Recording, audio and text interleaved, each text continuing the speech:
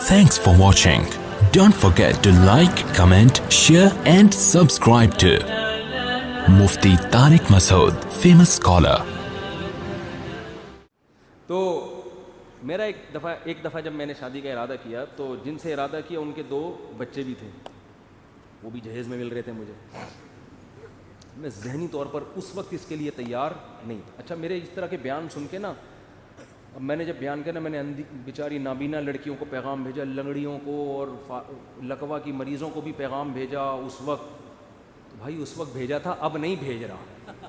وہ میرے پاس فون آنا شروع ہو جاتے ہیں وہ کہ وہ اس طرح کا مسئلہ ہے, آپ تو میں کروں نہ کروں ایک الگ مسئلہ ہے, لیکن اس کا یہ مطلب نہیں کہ جتنے ملک میں جو بھی معذور ہیں تو وہ مجھ سے رابطہ کریں. یہ مطلب میرا نہیں ہوتا. میں رابطے پر پابندی نہیں لگا رہا, لیکن یہ مطلب نہ لیا کریں اس کا. صحیح ہے نا. اس وقت کی بات ہے جب لفٹ کرا رہے تھے, پھر تو کوئی لفٹ نہیں کرا رہا تھا ہم کو. اچھا خیر, جب میں کر رہا تھا تو اس وقت تو جو بیچاری پاؤں سے معذور ہیں وہ بھی نہیں مان کے دے رہی تھی. صحیح ہے نا. اب تو ہماری اتنی ساری ہو گئی ہیں نا شادیاں, اب تھوڑی اب تھوڑی سیٹنگ چینج ہو گئی ہے. تو میں نے پیغام بھیجا تو مجھے جہیز میں 2 بچے بھی مل رہے تھے. میں ذہنی طور پر اس کے لیے تیار نہیں تھا کہ میں کسی کے بچوں کو کیوں پالوں بھائی. تو مجھے یاد ہے میں جامعۃ الرشید میں آیا, ہمارے ایک استاذ تھے, ان سے بھی میں نے سمجھایا یار رشتہ اچھا ہے لیکن یار 2 بچے کسی کے میں کیوں رکھوں. تو انہوں نے فوراً قرآن کی آیت پڑھ دی نا. اچھا, بچوں میں کوئی خرابی نہیں, کچھ بھی نہیں. مجھے پتا تھا شاید میرے رشتہ دار بھی اس پہ ناک منہ بنائیں کہ یار ہم کسی کے بچوں کو اپنے خاندان میں کیوں لے کر آئیں. بہت عجیب سے مسائل کھڑے ہو رہے تھے. یقین نہیں تھا. ہمارے خاندان نے اللہ کا شکر ہے ان کو رکھا بہت اچھی طرح سے, لیکن میرے ذہنی طور پر کہ بھئی یہ کیوں. تو مجھے وہ قرآن کی آیت ہمارے ایک استاذ نے پڑھ کے سنائی. بعض آیتیں آپ صبح و شام پڑھتے ہیں لیکن مستحضر نہیں ہوتی. وہ آیت یہ پڑھی انہوں نے, وَرَبَائِبُكُمُ اللَّاتِي فِي حُجُورِكُم مِّن نِّسَائِكُمُ اللَّاتِي دَخَلْتُم بِهِنَّ. بہت دلچسپ واقعہ ہے کہ اللہ نے قرآن میں فرمایا تم پر تمہاری مائیں حرام, ان سے نکاح نہیں کر سکتے, تمہاری بیٹیاں حرام, تمہاری بہنیں حرام, دودھ شریک بہنیں حرام. یہ سب رشتوں کا نام لیے. پھپھی سے نکاح نہیں, خالہ سے نکاح نہیں, اور ان سوتیلی بیٹیوں سے بھی نکاح نہیں کر سکتے جو تمہاری گود میں پلتی ہیں. آئی بات سمجھ؟ اب میں بہت عرصے سے حیران ہوتا تھا کہ بھئی سوتیلی بیٹی تو گود میں پلے نہ پلے, نکاح بہرحال اس سے کیا ہے, حرام ہے نا. نہیں آ رہی بات سمجھ میں بھائی. گود میں تو ہم ماں کی بھی پلتے ہیں. اللہ نے کہا تم پر تمہاری مائیں حرام, یہ نہیں کہا وہ مائیں جن کی گود میں تم پلتے ہو. کیا خیال ہے بھائی, پلتے ہی ہیں نا, لیکن اللہ نے اس صفت کو ہائی لائٹ نہیں کیا. تم پر تمہاری بیٹیاں, سگی بیٹیاں بھی حرام جو تمہاری گود میں پلتی ہیں, یہ نہیں کہا بس بیٹیاں حرام. بہنیں حرام جن کے ساتھ تم ایک گود میں پلتے ہو, یہ نہیں کہا بس تمہاری بہنیں حرام. ستیلی بیٹی کا ذکر آیا تو تمہاری وہ ستیلی بیٹیاں جو تمہاری گود میں پلتی ہیں آئیں. میں یہ آیت پہ ہمیشہ حیران ہوتا تھا کہ قرآن نے اس کو ذکر کیوں کیا ہے, حالانکہ جیسے سگی بیٹی آپ کی گود میں پلے یا کسی اور کی گود میں پلے, نکاح اس سے کیا ہے, حرام ہے. آپ اپنی ماں کی گود میں پلے نہ پلے, ماں سے نکاح کیا ہے, حرام ہے. سوتیلی بیٹی آپ کی گود میں پلے یا نہ پلے, آپ کے لیے نکاح اس سے حرام ہے کہ نہیں ہے. لیکن پھر قرآن یہ ذکر کیوں کر رہا ہے جب اس شرط کا کوئی فائدہ ہی نہیں ہے. یہ میرے ذہن میں ایک اشکال تھا جس کے جواب کی طرف میں نے کبھی سوچا بھی نہیں کہ اللہ کا کلام میں کوئی حکمت ہوگی, ہر چیز ہمیں تھوڑی معلوم ہوتی ہے. تو میں نے جب یہ ذکر کیا یار وہ بچے بھی مل رہے ہیں مجھے, تو میرے دماغ اس کے لیے ایگری نہیں ہو رہا. وہ وجہ اس کی ہے کہ بھئی یہ تو شریعت میں بھی کوئی پسندیدہ کام تھوڑی ہے یہ کہ کسی کے بچوں کو پالو. بھائی وہ اپنے رشتہ داروں کے آ رہے ہیں, ہم کیوں رکھیں ان کو. تو انہوں نے فوراً قرآن کی آیت پڑھی, وَرَبَائِبُكُمُ اللَّاتِي, تمہاری وہ ستیلی بیٹیاں جو تمہاری گود میں پلتی ہیں. انہوں نے کہا یہ قرآن نے گود میں پلنے کا ذکر اس لیے کیا کہ عام طور پہ صحابہ جب کسی بچوں والی عورت سے شادی کرتے تھے تو چھوٹے بچے خود ہی پالتے تھے. تو یہ رواج تھا, تو اس رواج کو قرآن نے کیا کر دیا, ہائی لائٹ. میرے ذہن میں آیا قرآن اس رواج کو کیوں ہائی لائٹ کر رہا ہے. اس رواج کو ہائی لائٹ نہیں کر رہا.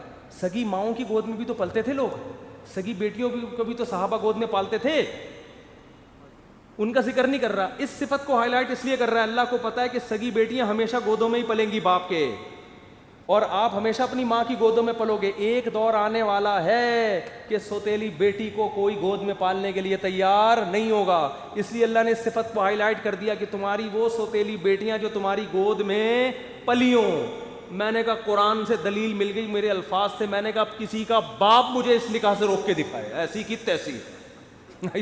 ہزاروں تو دلبر ہیں, کس کس کو دے دل والا, ہمارا حساب نہیں ہے. ہمارا دلبر کون ہے؟ خدا ہے. بھاڑ میں جائے ہندو کیا کہتا ہے, بھاڑ میں جائے میرا, میں نے تو یہاں تک کہا میری ماں کیا کہتی ہے, میرا بھائی کیا کہتا ہے, میری بہن کیا کہتی ہے, میرا ماموں کیا کہتا ہے, میرا چاچا کیا کہتا ہے, میرا پھپھا کیا کہتا ہے, بھاڑ میں جائے, ایسی کی تیسی.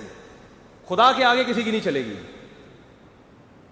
تو میرے ایسے جذبات میں نے ایسی کی تیسی. اور اللہ کا شکر ہے میری شادی ابھی, وہ بچی بڑی ہو گئی ہے اور رہ رہے ہیں, اللہ کا شکر ہے, اللہ برکتیں دے. اور وہی ہمارے پاس ہی آگے رہی, بچے بڑے ہو گئے وہ الحمدللہ.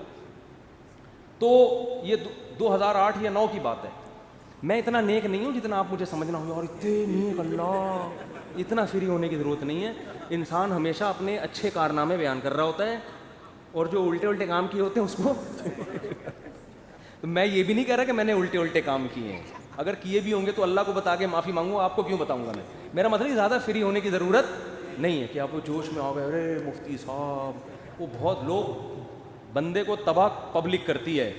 انسان کو اپنے عیب پتہ ہوتے ہیں, لیکن جب لوگ اس کی تعریفیں کرتے ہیں نا تو انسان اپنے عیب بھول جاتے ہیں. انسان کہتے ہیں یہ صحیح کہہ رہا ہے, اصل میں تو میں یہ ہے جو میں ہوں, اور یہ بگاڑتے ہیں, برباد کر دیتے ہیں. تو اس لیے زیادہ, ہر آدمی کی زندگی میں کچھ برے اعمال کچھ اچھے اعمال ہوتے ہیں, لیکن بتانے کا میرا مقصد یہ ہے کہ اسلام نے ہم میں کتنا کانفیڈنس پیدا کر دیا, کتنا کانفیڈنس کہ یار اب ہمیں سند مل گئی, بھی ٹھیک ہے, بھاڑ میں جائے پبلک کیا کہہ رہی ہے.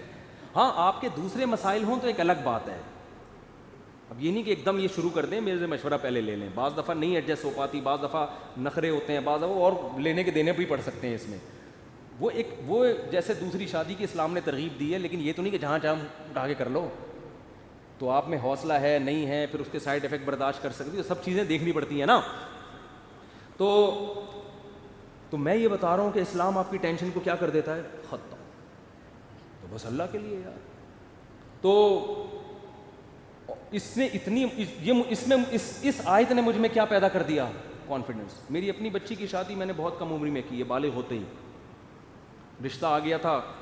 اور بعض لوگوں نے کہا یہ کیا ہو رہا ہے, میں نے کہا بھائی رشتہ بھی ٹھیک ہے, کوئی مجھے سائڈ افیکٹ بھی نہیں لگ رہا اس کا, اللہ کہہ رہا ہے جلدی کرو, بھاڑ میں جائے. محلے والے کیا کہہ رہے ہیں, بھاڑ میں جائے. یہ بھاڑ میں جائے گا لفظ یاد رکھ لیں. وہ کیا کہہ رہا ہے, فلانا کیا کہہ رہا ہے, ڈمکانا کیا. بھائی اللہ نے حکم دیا. ہاں بچی سے پوچھ لو, اس پہ زبردستی نہ ڈالو, کوئی اگلا نہ راضی ہو تو پھر تو اللہ ہی کہہ رہا ہے پھر نہیں کرو. یہاں بھی اللہ نے 2 اور 2 4 کی طرح ہمیں کیا کر دیا, اللہ کہہ رہا ہے بھائی اگلا خوش نہیں ہے پھر نہیں کر سکتے آپ, پھر زبردستی نہیں ہے. ماں باپ اللہ کو نہیں مان رہے آج کل, لہذا ساری سیٹنگ کیا ہوئی ہے, آؤٹ. اپنے بیٹے پہ دباؤ ڈال کے یہاں کرے گا, تیرا باپ بھی شادی یہاں کرے گا. میں اس باپ سے کہتا ہوں آپ بیٹے کو فورس نہیں کر سکتے, یہ الاؤ ہی نہیں ہے. اب یہ ٹینشن باپ کی خود کی پالی ہوئی ہے نا, کیا خیال ہے کہ یہاں کیوں کر رہا ہے وہاں کیوں نہیں کر رہا. یہ ٹینشن باپ کی خود کی پالی ہوئی ہے نا. اگر اس کو پتا ہو بھائی مجھے اللہ نے بیٹے پر اتنا کنٹرول نہیں دیا ہے کہ گن پوائنٹ پہ میں کرا دوں, باپ ٹینشن ہی نہیں لے گا. بھائی اللہ نے حکم دیا, بھائی اللہ نے منع کر دیا تو کیا کریں. نیچے لوگوں نے نا کمنٹس کیے ہوتے, مجھے بعض لوگوں نے مرشد نام رکھا تھا میرا, وہی مرشد نے کہہ دیا اب تو ہم کریں گے. تو کچھ لوگ مجھے مرشد مانتے ہیں, پیر مرشد مانتے ہیں نا, بعض لوگ کچھ عقیدت میں ہیں, وہ مرشد نے بول دیا بس اب کیا ہے, اب سائڈ ہے بس. تو بعض لوگوں کے پیر ہوتے ہیں وہ کہتے ہیں پیر صاحب نے کہہ دیا. تو بھائی اصل ہمارا پیر کون ہے, اللہ. اللہ نے کہہ دیا, جاؤ بھائی تمہاری ایسی کی تیسی یار, ہمارے لیے تو مسئلہ کیا ہے. پھر لوگ ملامت کریں گے تو اور خوشی ہوگی. اللہ کہہ رہا ہوگا میری خاطر تو ٹینشن لے رہا ہے بھائی, ثواب ڈبل ہو رہا ہے آپ کا. تو اسلام کے علاوہ بھائی ہمارے پاس کوئی آپشن نہیں ہے, مجبور ہیں. کوئی ہم سے غیر مسلم پوچھتا ہے نا کیوں اسلام ہے, بھائی ہے ہی نہیں یار, تم بتاؤ کیسے چلے پھر زندگی, تم بتاؤ نا. تمہارے پاس تو کوئی پیپر ہی نہیں ہے, ایگزامینیشن ہال میں بیٹھ کے میں کیا پکوڑے کھاؤں, یہاں کیا کروں بیٹھ کے. میرے پاس تو یہی پیپر ہے جو سمجھ میں بھی آ رہا ہے, فطرت کو اپیل بھی کر رہا ہے, لکھا ہوا بھی سمجھ میں آ رہا ہے کیا ہے. وہ میرے گھر والوں نے قبول کیا, اللہ کا شکر ہے. ایسے نہیں ہمارے خاندان والے, میں مثال دے رہا ہوں. وہ بھاڑ میں جو میں نے سب ماموں چاچے کو پھینک دیا نا, مجھے ضرورت نہیں تھی, میں تو اپنے اندر کانفیڈنس پیدا کرنے کے لیے. ورنہ میرے ماموں بھی بیان سنتے ہیں, میرے چاچو واچو بھی سب سن رہے ہوتے ہیں. واپس آ جائیں بھاڑ سے آپ سب لوگ. میں نے صرف فار ایگزامپل بھاڑ میں بھیجا ہے سب کو, یہ صرف فار ایگزامپل تھا. واپس آ جائیں. کسی نے مخالفت نہیں کی, میں ایک مثال دے رہا تھا کہ کر سکتے تھے. تو اللہ تعالیٰ ہمیں سمجھنے کی عمل کی توفیق عطا فرمائے, آخرت پہ عقیدہ ہمارا مضبوط فرمائے. اس کے بغیر کام بنے گا نہیں.